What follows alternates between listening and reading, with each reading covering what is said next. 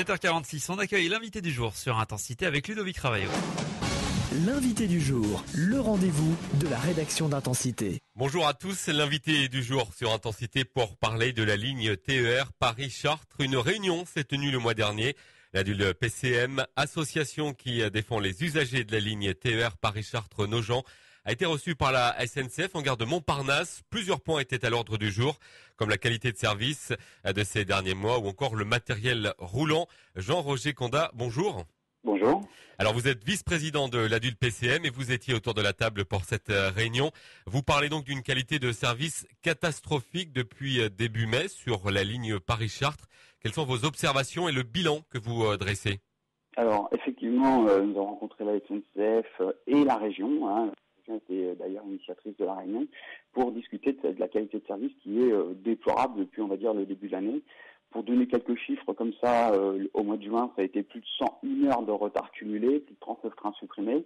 Alors, à un moment, je pense qu'il faut taper du poing sur la table. C'est la raison pour laquelle nous avons réactivé l'ADUL PCM, qui est en sommeil depuis quelques temps. Et donc, on a décidé d'y associer la région Centre. Région Centre avec qui nous avons de meilleures relations que la précédente équipe, puisque celle-ci est plus encline à écouter les usagers et à vraiment remonter notre sentiment auprès de la SNCF. Et que demandez-vous très clairement? Aujourd'hui, on sait que la ligne est saturée. Le moindre incident a des répercussions en arrivant en région parisienne. Voilà. La ligne est saturée, c'est vrai, la ligne est saturée jusqu'à Rambouillet. Entre Paris et Rambouillet, elle est saturée. Mais au-delà, elle est pas du tout saturée. Donc, le cheval de bataille de l'ADUL PSM, ça restera bien sûr la ponctualité des trains, mais aussi la réduction du temps de trajet. Aujourd'hui, la SNCF se cache trop derrière cette saturation sur l'Île-de-France, mais on peut gagner du temps sur la partie aurélienne de la ligne. Et ça va être un de nos chevals de bataille que nous allons lancer avec l'aide, on l'espère, de notre nouveau député sur la circonscription, qui était également à l'after. Donc on va essayer de lui demander, étant donné qu'il est aux couleurs du gouvernement, de saisir les équipes, et particulièrement le ministère des Transports, pour améliorer les points noirs de la ligne. On sait que sur la ligne, il y a des problèmes d'électrification. En heure de pointe, sur la partie aurélienne de la ligne, il n'y a pas suffisamment de courant pour faire circuler tous les trains à leur puissance nominale. Et également les problèmes de tarification. C'est-à-dire que vous savez qu'un billet de train, un abonnement de train, c'est 75 km maximum. Donc les usagers des gares au-delà de Saint-Pierre, donc Saint-Pré, Jouy, Chartres bien sûr, et même Dreux sur l'autre ligne, payent un forfait hors de prix. Donc on va lui demander tout simplement de se saisir d'un projet de loi pour que cet abonnement de travail soit étendu à une ligne entière et pas tout simplement cette ligne de 75 km, puisque vous savez qu'en région centre, vous avez l'offre Mobilico, mais Mobilico, ça reste une rustine, puisque Mobilico, l'usager doit avancer l'abonnement qui est souvent de plus de 300 euros.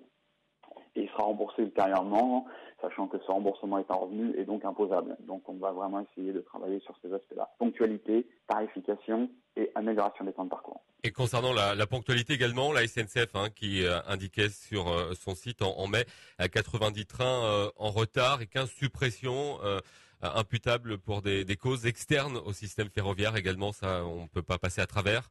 Oui, on peut pas passer à travers. C'est comme ce matin encore, c'est le cas. Là, il y a énormément de problèmes sur la ligne parce qu'il y a une personne suicidaire en gare de Sèvres. Mais à un moment, les processus à la SNCF, il faut qu'ils les revoient. Hier soir, on a encore vécu ça en gare de Versailles-Chantier. Une personne n'a été sur les voies. Il y a eu des répercussions sur toute la soirée. À un moment, il faut être capable de faire une fin d'incident, quitte à supprimer un ou deux trains et que tout refonctionne. Mais hier, on a eu suppression de trains et retard permanent jusqu'en fin de service. Donc, il faut que la SNCF revoie ses procédures.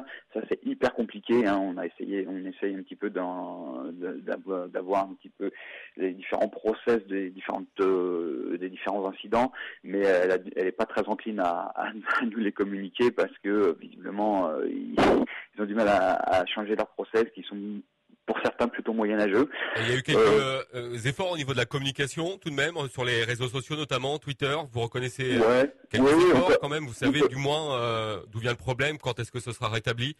Effectivement, on peut remarquer que le réseau Twitter fonctionne bien avec le service Chartres Trafic.